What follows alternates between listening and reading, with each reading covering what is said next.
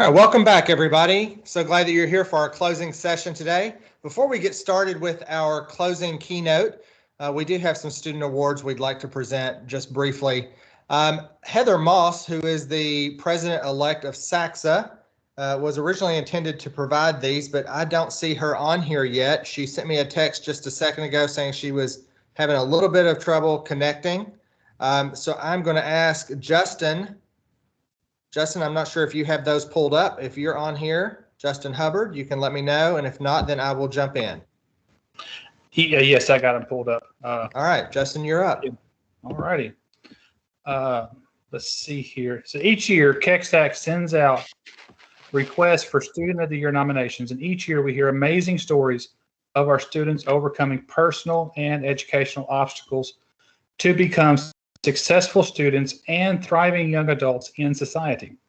The award they receive is a $500 scholarship to help reach their goals in higher education, with the hope that their journey is made just a little easier. Their accomplishments and recognition also serve as a message to other students in their situation that success is possible for you and education is essential to that success. All the nominees were evaluated and decided by the KEXAC Interagency Advisory Group, and due to exemplary nominations, the board decided to recognize 2 students this year. I am pleased to present the first 2021 Nellie Lou Cole KEXAC Outstanding Student of the Year Award to Mr. John Lee. John Lee is from Taylor Mill, Kentucky, and was a student at Ramey Estep High School this past spring semester. He came to the school due to the critical state of his grades and progress in school. He only had 9 credits and was supposed to be a senior and didn't think he'd ever be able to graduate. But thanks to his determination and hard work, in conjunction with one-on-one support and credit recovery at Ramey, he was able to graduate on time. He is described by his teachers as a very bright and respectful young man with a great work ethic. John was always eager to help his peers on their academic journeys as well, and through all of this, he has learned that his potential is more than his past. His post-graduation plans are to attend Boone County Area Technology Center to complete a certification to become a diesel mechanic. We wish John the best of luck in his future education and career endeavors. Congratulations, John. We are also pleased to announce the second 2021 Nellie Lou Cole KEXAC Outstanding Student of the Year Award recipient, Miss Kayleone Allen. Kayleone is from Louisville, Kentucky, and is currently a student at Mary Hurst Academy with plans to graduate this December. She has also been enrolled at other state agency schools in Jefferson County throughout her education. Despite the many adversities and trauma in her past that led to these placements, Kayleone has demonstrated her strength and determination to become a successful student and graduate. Through her treatment and educational journeys, she has become a young woman who teachers describe as leader that continually challenges herself and strives for success. She is also very motivated to become a positive role model for younger students and continues to set an example to others in overcoming adversity. She plans to pursue a post-secondary degree in biology in hopes of becoming a pharmaceutical sales representative in the future. We are sure Kayleone has a bright future ahead, and we wish her the best in her future educational endeavors. Again, congratulations to both of our recipients, well deserved.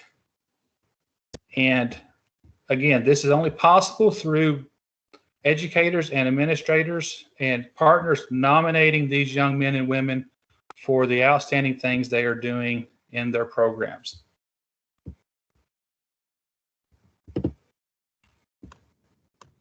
Awesome. Thank you, Justin. I see Heather Moss on here as well. Heather, do you want to add any comments? You're muted. Too. I apologize. I said this is like a comedy of errors, me getting on today. Thank you, Justin, for doing that. And just congratulations to both the students. I mean, that's why we do what we do. That's why we're here. So very exciting. Thank you, Heather. All right, so let's move along. Congratulations to our student winners. We are excited about them and about all of the great students who we have in our programs across the Commonwealth who are doing great things. These are just two wonderful examples of the many, many students who are exceeding way beyond sometimes what they thought they could do. And so we're really excited about that and about the futures that they have as well. So it's been an honor and a privilege for us to be able to recognize them and to partner with them in their educational journey. As we move into our final session here, I want to take an opportunity to welcome Joe Dombrowski. He also is known as Mr. D. He's captured the attention of well over 50 million viewers through his social media presence, viral videos, multiple appearances on Ellen DeGeneres Show. I have watched his Let's Watch TV with his mom, which is hilarious. If you haven't seen it, check that out online as well. Mr. D was born and raised in the Detroit area. He did his undergraduate studies in elementary education at Central Michigan University, earned a master's degree in educational leadership from Oakland University. And while at Central, Joe volunteered for summer camps for terminally ill children, which is where he realized his passion for Title I education, which is something that also is very close to many of our hearts. On top of being an international speaker, an internet personality, a stand-up comedian, he prides himself on still being a full-time kindergarten teacher as well, which is just as chaotic as it sounds, and I'm sure we'll hear more about that as we hear from Mr. D. He pushes his audiences to teach outside of the box and continues to do so today in his classroom in Seattle, Washington. But before he comes out and joins us officially, we do have a video introduction. Here's a little bit more about Joe. Hit it, Katie.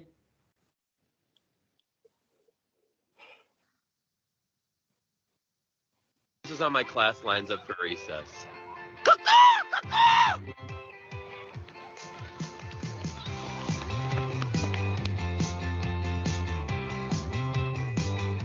The next word is speaku. Look, there's a speaku.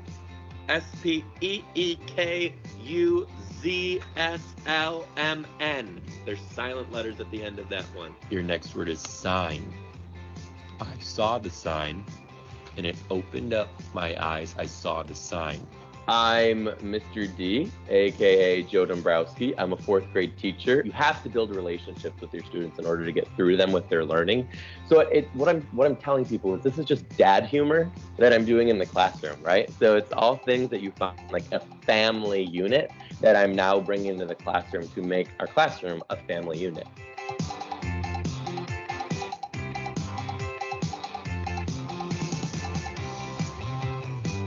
We all went into this career for a different multitude of reasons, and we just need to find what that reason was, find that spark, and bring it back into the classroom. I want students to view school as a place where they want to be rather than they have to be.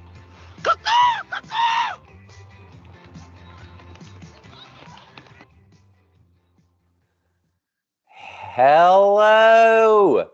I just have to start by saying y'all's accents, I already can feel it. I'm down here in Kentucky. Y'all make me want to like drink a mint julep and like maybe coach a 4-H team or something. I don't know what it is, but I'm feeling the spirit. But I am from Detroit, Michigan. Originally, it is true. Don't worry, I won't cut you. But I do have to let you know that I am very familiar with the South. A fellow comedian of mine who I go on the road with, his name is Devin Siebold. He's also Southern. He's from Florida, which is, the South with a few more amphetamines. But anyway, he taught me how to speak Southern a few times. One time we were getting up on stage, and it's a big no-no to wear shorts on stage when you're a comedian. And he said to me, "Are you going to wear shorts?" And I said, he goes, "Are you going to wear those?" And I said, "Yes." And then I went on stage and did my show and got in big trouble for wearing shorts. And I said to him, why didn't you tell me?" He goes, "I did. I asked you if you were going to wear those shorts." I go, "You asked me if I was going to wear these shorts," to which the answer was yes. He then informed me that's Southern for saying you shouldn't wear shorts, sweet cheeks. We don't need none of that up here on this here stage. But thanks for having me, you guys, here today. It's true. I am a kindergarten teacher. which is why I look like I'm pushing 40 when actually I'm only 21. Just kidding. Kindergarten is a rude awakening. I didn't realize that those 5-year-olds are able to suck the energy out of your body like a Sanderson sister, but they sure are. Like you, I was teaching during the pandemic. It was wild. Any kindergarten teachers out there, you guys are going to totally connect with this too. How many kindergarten teachers out there taught online and you were actually just teaching to pets half the time? Like, but the thing is most of them were petting the cat's face. So my view of the cat looked like this. That was the cat's butthole. But it was insane. I don't actually know how much teaching I did last year, but we tried to make the best of it. I am all about engagement in the classroom. Okay. I want it to be fun. I want the kids to view school as a place where they want to be, not where they have to be. And that's why I do what I do. This is going to be a little bit of different PD for you. Okay. I'm sorry, Mr. Nolan. I just have to tell you, we're going to call this unprofessional development. So thanks for having me.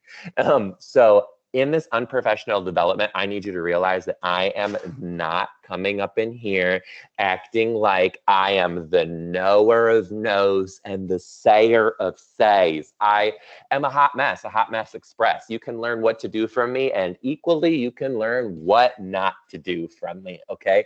But I pride myself in being a working teacher just like y'all, and I have done a few things right that if you just look at it, okay, you can make it work for you too. I'm not saying be me. I'm not saying do what I do. But if you are inspired a little bit by what you're seeing, figure out how you can take a grain of that and maybe make it work for your kids. Because this is what I say all the time to teachers. How many times do you get PD where they come to your school and you're watching this person and you're like, there is absolutely no way that I can do any of the things that you're telling me? And I tell everybody around me, if you dare to compare, you will wind up in despair. It's like game over. So just take it with a grain of salt, bear with me, and enjoy. But there are a few things that I have learned along the way that I wanted to share with you that might make things a little bit easier. Miss Katie, would you be able to share that PowerPoint for me? We ran into technical difficulties along the way, you guys. I pride myself in being the worst millennial. I have the technology skills of a golden girl. Logged on to Teams. I'm more of a Mac person. Have no idea what I'm doing. So Katie is going to show the PowerPoint while I'm talking about it. Can we see it? Is it up there yet? Oh, I think we're getting somewhere. Here we go. Okay. I want to talk to you about the 4 keys to practical teaching. Now, these are just 4 individual little tricks that you can build on to make your teaching easier. Because God forbid, why every year do I go into the classroom and 19 things are different? Why am I constantly handed a brand new curriculum and I'm supposed to teach it with fidelity? Guess what's not going to happen? That. But if you take a little bit of these keys and make it work for you, it's going to work. Next slide, please. The first key is start with what you already know and build from there, okay? I can't tell you how many times they come into the classroom and they say, you need to be doing this, this, this, and this, and it's all technology stuff. Veteran teachers, I'm gonna vibe with you for a bit. I've only been teaching for 11 years, but let me tell you what, those teachers who have been, pushing 30 years, they're always coming to me for technology advice. I'm like, girl, I don't know. I don't even know what I'm doing. Okay. I just learned how to turn my computer on. Okay. We're in this together. But I started realizing that technology is very important. Here's why. Next slide. Actually, the next one again. Here, see, this is how great I am at technology. And again, we're gonna skip it again. And again. And one more time. Thank you. So 65% of today's kindergartners, the jobs that they will have when they go into the workforce currently do not exist. Pause. Let that sink in. 65%, that's actually always been true. I think about the jobs that exist now that weren't even a thing when I was in kindergarten, right? Like there was no Amazon. Now we have people running that business. We have people inventing the technology to do it. There was no social media. There was no social media influencer, no social media advisor, no social media analytic, holiday hoobie wuddy, I don't know. But these jobs weren't around. So what do we have to do? We have to start preparing today's youngest learners to be able to function in a society where the jobs aren't even invented yet. Furthermore, we have to get them to have the ability to think creatively enough to be able to create these positions. So with that, we do need to start incorporating more technology in the classroom, whether you can or you can't. So that's why key one is start with what you already know and build from there. Next slide, please. Who knows what this is? Write it in the chat. Write it in the chat if you know what this logo is. Yeah, I want to see if you're paying attention. Crickets. There we go. Hit them up. Okay, you're listening. Great job. Thank you. Mike Newell, I see you. Dana Moore. Y'all got Southern names here. We got Beth Akers, that's Southern. We got Doug Elliott, that's a Southern name. We got Tim Rourke. That is Southern. I love it. I guarantee there's a John Smith up here. I guarantee there's someone named Jenny. There's probably another person named, I'm going to go ahead and guess, Brockton or Brantley, something like that. There's probably an Amanda Sue. There's a Missy Moore. That's a Southern. Dolores Pauly. I am going to fly down to Kentucky and drink some sweet tea with Dolores Pauly. That's a Southern woman. When she walks out of her classroom, she whips out that pack of Virginia Slims and she's ready to de-stress herself. Southern woman. Anyway, so Spotify. Spotify is something that I knew how to use. Okay. And I was using it every day. I was listening to it when I was on my way to work. I was listening to it when I was in the classroom getting ready and doing all of that. So I started thinking, can I use this? Can I use this? And change happens when there's a problem. And the problem in my school at the time was that 97% of the weekly referrals for behavior issues were coming from lunchtime. So immediately I went down to the cafeteria to investigate, and I saw that there was no joy.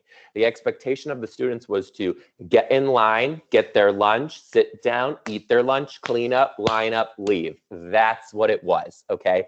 And as that was happening, I realized I wouldn't even want to be in this lunch doing this with them. And how am I expecting the kids to do this and behave on top of that? There's just an unrealistic expectation for the kids. So I went down one day and I just brought a Spotify playlist that I had put together. It was all kids appropriate music with no kids bop because I didn't want to stick knitting needles into my ears. And I just played it for them. And they loved it. They're beat bopping in their seats, doing the this and the that. It was really great. And then after lunch was done, I said, did you guys like that? They said, yeah, they're going crazy. I said, great. Here's the deal. I'll make you a deal. I'll come do it again.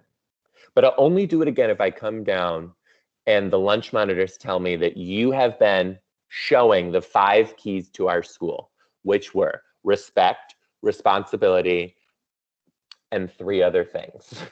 Sorry, it was a while ago. So I did. I made them that promise. I came back and checked in on the lunch monitors. And sure enough, they said the kids are working really hard to earn this. Why don't you play music again? So I did. And eventually this turned into what is now known as the Lunchtime DJ program. Now, the Lunchtime DJ program eventually looked like this. If you were showing the 5 keys of school, the lunch monitors would come around throughout the week and give you a concert ticket. You would then put your name on your concert ticket and then put it in the boombox. Every Thursday, I would pick a name from the boombox, and if your name got picked, you got to select a friend and come up on stage during lunchtime to be the guest DJ with me, where you got to pick the songs off the playlist where you submitted songs that you wanted to put on there. You also get to give shout outs to your friends. And if you help me clean up, you also get to have a dance party at the end, which let me tell you what, kids will do just about anything for a dance party. Why do I like dance parties as a reward? Because they're free and I'm poor. Just call it like it is, okay? So I'm sitting there getting started with this and it starts taking off like wildfire. It's just rolling. And I had a parent call me. He said, my kid's constantly talking about lunchtime DJ. I think you need a DJ booth. I said, I think you're right. I didn't realize that this dad had this ability. He built me a straight up DJ booth that, first of all, was so thin, it could go underneath the stage and come out and be ready to go for lunchtime. We would then put it on the stage. It had our school logo embossed on the front. It had a plug-in for the speakers, so I could plug my iPod in right there. It had LED lights lighting the whole outside of it. And then it had two smoke machines on either side, where if the kids pressed the shiny red button, it would release the smoke. I don't know if that was a fire hazard, but we just let it slide. Anyway, I would tell you more about lunchtime DJ, but actually if we go to this next slide, I kind of want to show it to you, the next one. And if you pay attention, I want you to pay attention. Oh, apparently you don't have permission to view this video. That's great. If you request access, I can probably request it to you. I can do it like right now. In this video, I want you to pay attention to the girl who is in the pink on the right, okay? The girl in the pink on the right. Now, what you don't know about her is she actually was the lunchtime DJ right now, and she was selected because she had flipped her behavior around so much that now she was actually, 2 weeks prior to this, she stabbed another student in the hand with a pencil, okay? That's pretty intense, right? But she had changed it around so much that she is now selected to be the lunchtime DJ. Katie, you should be able to go ahead and press play on that now.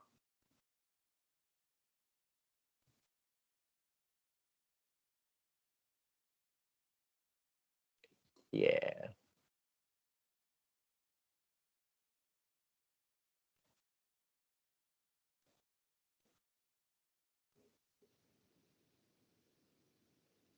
Emily, you have a shout out to give to them? No. Are you sure you don't want to say hey to any of your friends? Who is it? Hey, Kyle, what's up? Welcome to Lunchtime DJ with me and Emily and Ray and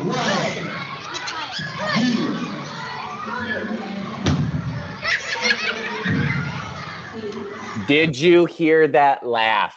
Do not be deceived. That was the laugh of a stabber, okay? But what I hear is joy. She had so much joy in her heart because she had worked so hard to turn it around.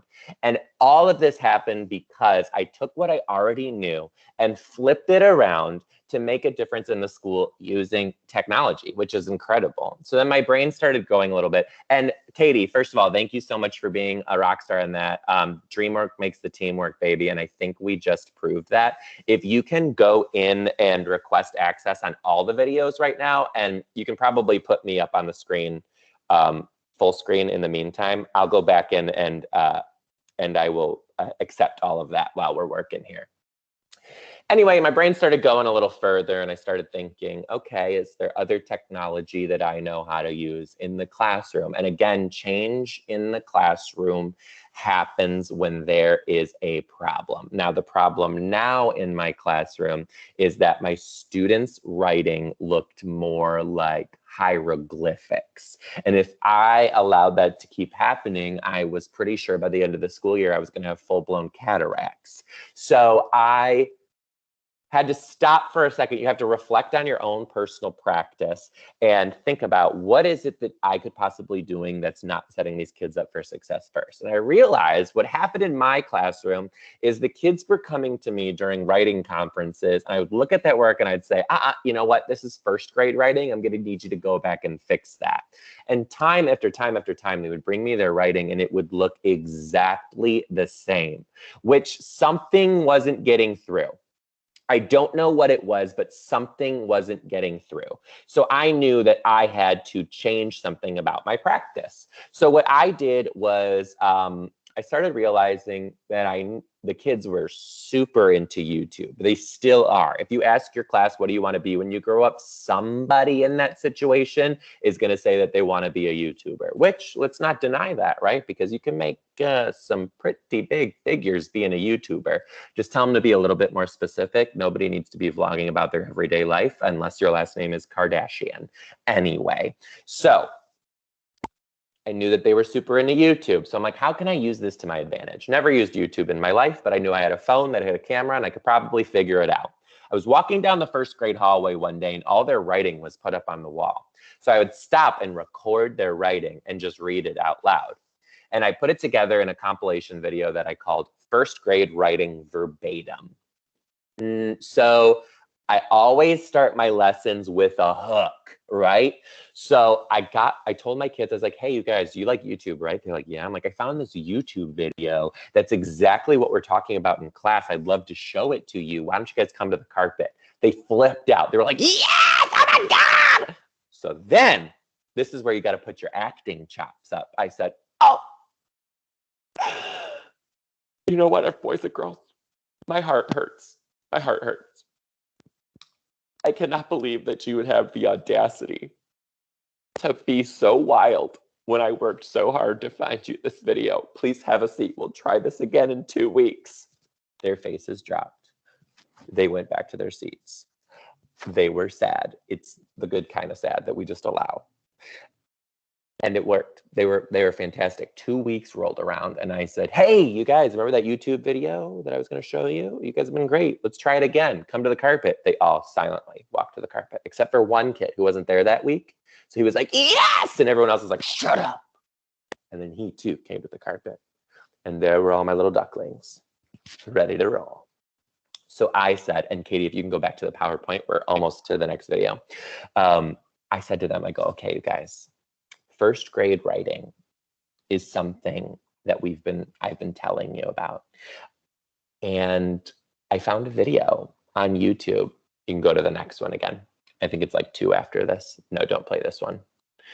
And one more. Yeah, right there. Okay.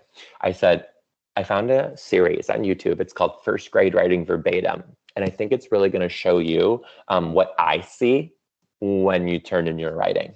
And here it is. Go ahead and press play. Thank you. One day, my mom surprised me with something to make me urgus. I brushed my teeth owl. One day, I ate a skin and Daddy put a boud on it. I pulled come down, I was sad day. First day, oofs. I want a day 7, the 8. My and me mom funnel, we got there. We paddled. I came in a wee and owl, curry egg, and in there we got churro bell and as head got a das. First flag fab as fun me dad has me cool. Don't know. GT opt. So it was pretty hysterical. I was trying not to laugh and my students were watching it and they were so confused. Except for one kid who raised her hand. I said, yes. And she goes, Mr. T, I think that this video is actually symbolism, which was our word of the week. And it's symbolizing what happens in your brain when we turn in our work and it is subpar, other word of the week. So I'm like, okay, I'm winning. Technology for the win. I did this in my class and I put this on my evaluation and apparently Charlotte Danielson liked it because I got a highly effective in that category this year. Boom, boom. Next slide. The next one is using social media to your advantage. Think about this. I am not telling you guys to go online and start a social media teaching account. That's not realistic for every person. Plus, keep in mind that some of these people on social media, I like to call them the Mary Poppins teachers. What they're showing you is not real. They're showing you that they're practically perfect in every way. They will show you they're perfectly organized, color-coded classroom libraries. I'm over here looking at that like, no, I'm the king of piles. Yours looks great. I got piles on piles and piles. I know what every pile means. It's the Hot Mess Express on this desk, and that's what works for me. You do you, boo. Stay out of my business. But if you dare to compare, you wind up in despair. So I'm not saying to be that person, but I am encouraging everyone to at least get on social media professionally to be what's called a lurker at the very least. And that just means start looking at what is happening in your class category. So if you teach first grade or high school English or whatever it is, start moving around and looking around, because this is going to do something for you. All right. It's going to expand your PLC to not only be in your team and your district, you're now going to have a global PLC of educators from all over the world. And you can do just like I told you to do with me at the beginning. Look at what's happening. See, that's a cool idea. How can I make it work for my unique community of learners? Anyway, this all started for me with one picture. Go to the next slide, please.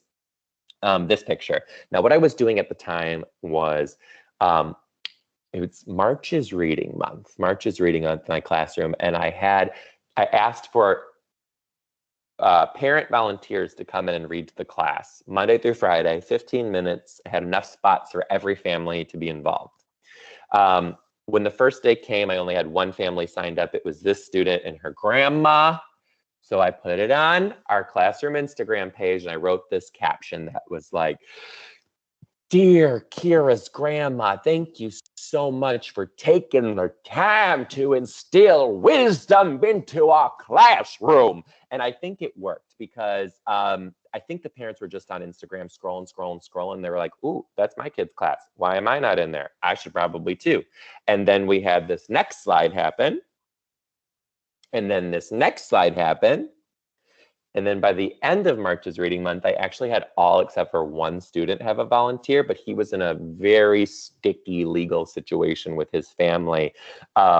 So he was very close with the PE teacher that year. So the PE teacher actually gave up his prep hour to come be a family representative for that kid. So because of that, I like to say we had 100% participation. Just saying, humble brag.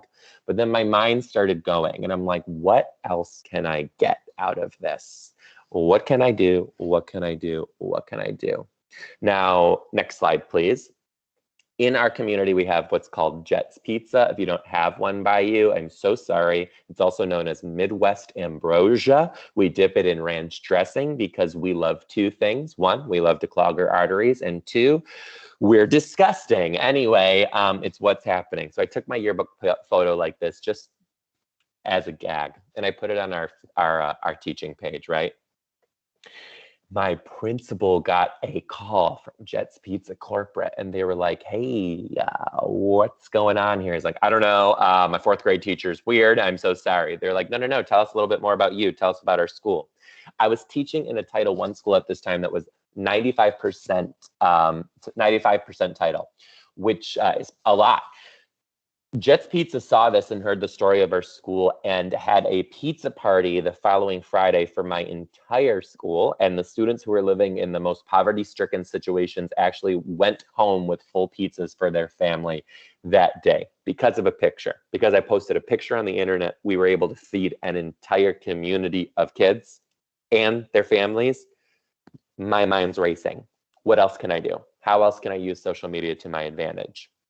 Now, at this point in my classroom, we were growing mushrooms, all right? Not the good kind that you get in college, but regular mushrooms, right? I believe they were shiitake. Don't quote me. But it was time to cook them. I didn't know what to do. But, you know, district zoning is often very weird. We have like a 4-star restaurant right by our school.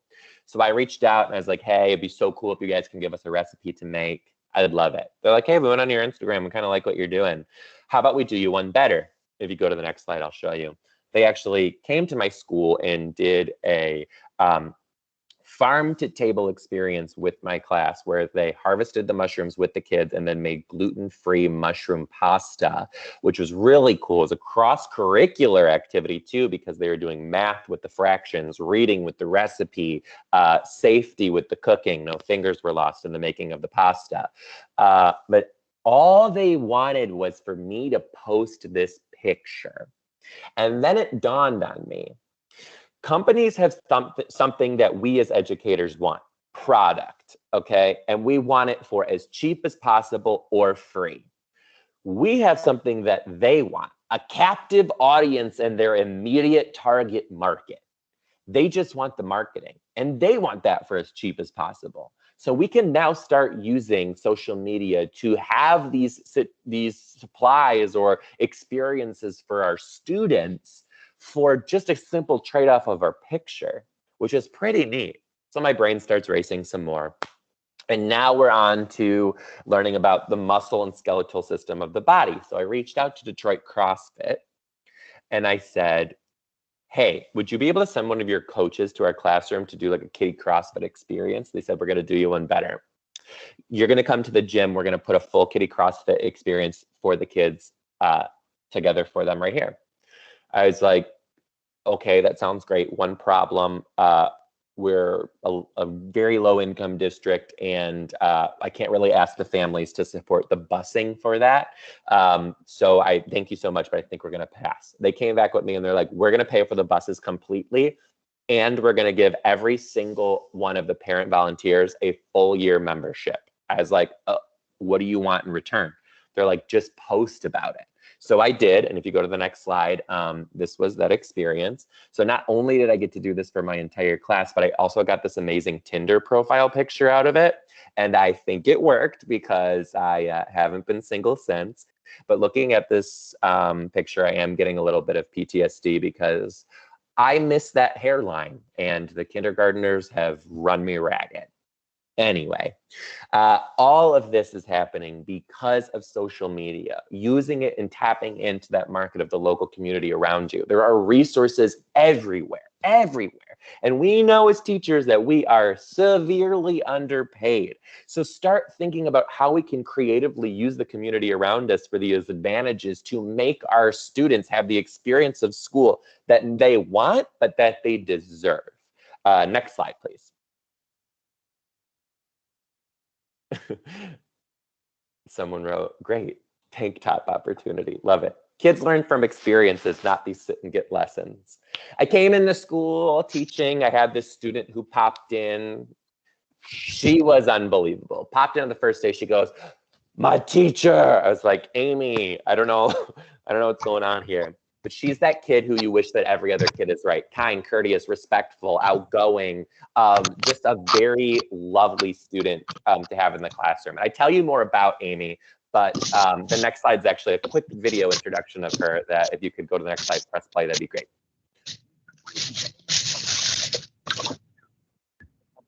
Oh, I will accept this really quick. There we go. Accepting for you right now. Katie, you're doing awesome with this. Thank you so much. Great, I accepted it.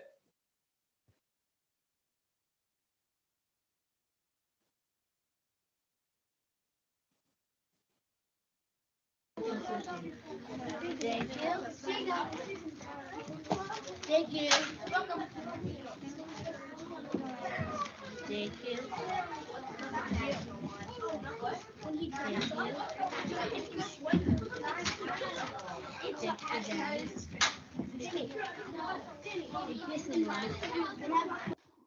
Now, what I didn't tell you is that Amy has Down syndrome, and she's just such a polite kid. Like, for example, in this instance, I just asked her to collect the papers. I never told her, use your kind words, and she's the one saying thank you to every single student. Even once she used one student's name, she was like, thank you, Danny. I'm like, you just be 9, Amy. Chill out, okay?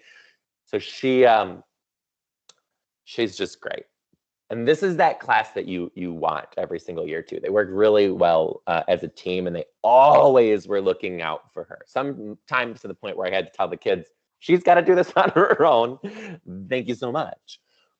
But Amy was turning 10, and that means she was up for her IEP reevaluation this year. And as the general ed teacher, it was up to me to come up with how we were going to adapt her accommodations. I took a really deep dive into her work, and I saw that in kindergarten, she was actually wheelchair bound, and now I couldn't get her to sit down. And then when she was in first grade, she was almost labeled as a student who was a select mute, and now I can't get her to shut up. So I started thinking, well, she's really got to start expressing some independence. So at her IEP reevaluation meeting, I proposed that we start weaning her away from her one-to-one paraprofessional support. And I wanted to see Amy join me at whole group instruction all by herself. Then after whole group, meet with her one-to-one so that they could, tie the holes together of whatever was missed. Another professional in the room looked across from me at the table and said, Mr. D, I don't think you understand. We're actually looking at the expectation of a Walmart greeter here. No, that didn't sit well with me. Why? This is why. As educators, we don't set the bar for our students. We let them set the bar for themselves, and it's our job to push them and push them and push them to exceed even their own expectations, because most of the time they're going to set it higher than we ever thought, and we're going to have them go higher than that. And here at this table is someone who's going to stifle a student's growth when over years and years they have shown you that they are more than capable of your expectations. How dare you put limits on this child? It's time to bend the rules, okay? So I took this upon myself, and I said, we are going to prove a point here, because this child needs an advocate, because people are not always going to have the best interest of every single kid in your classroom. So I decided we were going to do it my way, because she could.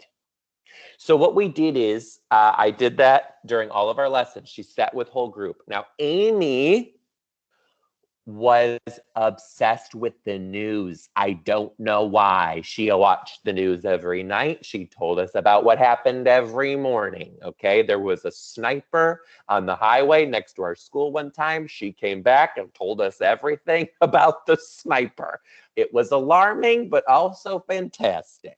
She had everybody invested, okay, in the news. So our end of the year writing assignment was to do a report. Now, it was boring. It was about, ecosystems, and the students were just expected to write it. So I'm like, why don't I tap into what the students are into right now, and let's have them record like they are in the field as the reporters, okay? And they can set it all up. So again, during the whole lesson, Amy's at whole group instruction, just living it up, loving that she gets to be on the news, right?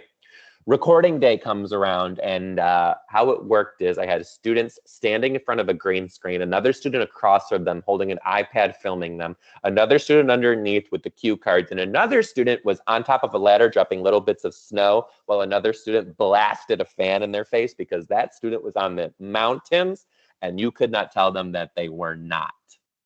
Came time for Amy's project, and she shows up. She did hers on the desert, which was the hardest one. She chose it. I warned her. She still picked it. She showed up for recording day in like a desert person's hat and a spray bottle. I said, Amy, what's up with the spray bottle? She goes, to evaporate my sweat. I was like, okay, she's got something here. Let's see what she's got. Now, I would tell you how Amy did, but the next slide is actually her final project. Now, all I want you to do while you're watching this, and if you can go to the next slide, Katie, that'd be great. What I want you to do while you're watching this is just keep in mind that we bent the rules in the name of a child, because you sometimes need to do that, right? And she produced this from doing what the expectation was, which was being at whole group and then filling in the gaps with her one-to-one later. Go ahead and press play. Hi, my name is Simi, coming to you from the desert.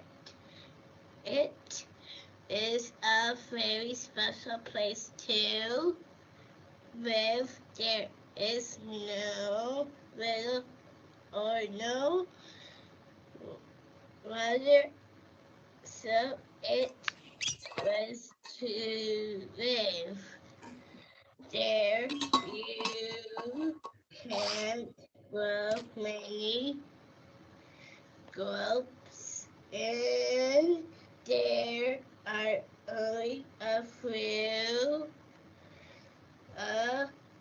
grow trees, but you will find cactus. Temperatures grow from very hot in the day to very cold at night. The cactus can be a very tricky place to live. Page. Thanks for the watching and have a great day. Bye-bye. Now, this was amazing. I love that part too. She's like, thanks for the watching. I'm like, thanks for the doing, Amy. Now, how I was grading these was I watched all the students' work and I had their writing in my hand. So I was watching and reading at the same time. Now, if you go back and watch this, you'll notice, well, actually, as I was reading her work, I noticed that every so often in her work, she drew a picture of a star. And I was like, this is not English. We don't use stars in English when we write. What's going on here? And then I realized everywhere that there was a star, Amy would stop and make eye contact with the camera. Now, that was something that I taught so quickly in whole group instruction where Amy was sitting by herself. She took it on her own to design a way to remember the instructions in her project. Now, I always tell my students, I'm willing to give you extra points if you go above and beyond. They're always like, what's above and beyond? How do I do it? And this is what I say. If you just put a super hard bonus question at the end of a test and say that's how students can get extra credit, you're only catering to the best and the brightest. Above and beyond, that happens when you show it. And when you show it, I will know it. And that's how you earn your extra point, because every single learner is different. This was Amy going above and beyond. She went above and beyond to invent a strategy that worked for her to remember something crucial to make her more effective in the project at hand. So as I'm sitting here looking at the rubric, she's hitting all the marks. She's talking about the ecosystem. She's talking about the adaptations, the people who live there, the animals, all of it. And then she went above and beyond to do this. Amy earned 100% on this project. Earned. I didn't give it to her. She earned it. So what did I do with that information? Well, I may have made 75 copies and put it in that one teacher's mailbox, right? And I only made 75 copies because we were out of paper. So, you know, public school, what can I say? Anyway, next slide, please. The last thing is be intentional with your lessons. Just like with Amy, we need to start thinking about our community of learners. Every single community is different. Every single class you get is different, regardless if you're teaching the same grade or same subject for 1 year to 30 years. They're all different. So if we get a curriculum and we're supposed to teach that by a script, word from word, how is that equitable for all learners? How is that equitable if the class that I had last year works differently than the class that I have this year and the class that I will have next year? A curriculum is nothing but a skeleton. It's our job as teachers to put meat on the bones to make that work for the kids that we have at this very moment. I leave every speaking event that I do with this. Change in education needs to happen. And change is a ripple effect. And I need every single one of you to be the stone. Thank you so much for having me today. I hope you guys found a little bit of joy or happiness or something that you can take back with you into next school year. It was such a pleasure being with you. You can find me online. My handle is at Mr. D ×3. That's all words, MRDTAMES the number 3, and that is on all social media. And I would love to keep in contact and see what you're up to. You guys do you, be different. That's what makes you unique. And students learn from difference, not from cookie cutter teachers who are the same from every other teacher out there. Be bold, be daring, and I love you and wish you the best. Thank you so much, Kentucky. Thank you so much. You said you were going to be unprofessional, but I got so many tips out of that. It was like most of them pretty good. Well, thank you so much. You know, it's dabbling in unprofessional development. Well, we'll say that. great. Thank you very much. It was wonderful. I think we all took something from that we're going to be able to take back. A lot of times we get these kind of presentations and you have people who say, well, I'm not a kindergarten teacher. I'm not an elementary teacher, so this doesn't really relate. But there's so much valuable information that's put in there that we can take and make applicable to every situation that we're in. And that's what we really love and appreciate. So thank you for that. And thank you for all of your hard work with your kids. Thank you. I appreciate it. It was a pleasure being here today. And yeah, you're right. Kids are kids, no matter if you're 5 years old or 18. There's always something similar that we can share, talk about, and learn from each other. So that's just what we're out here doing. That's right. And even as old as 21, like us. So thank you very much. Everybody, thank you so much for being here. What a great 2 days we've had together. I know you guys have really enjoyed this. I know I have. We've got a lot of really good information for everybody.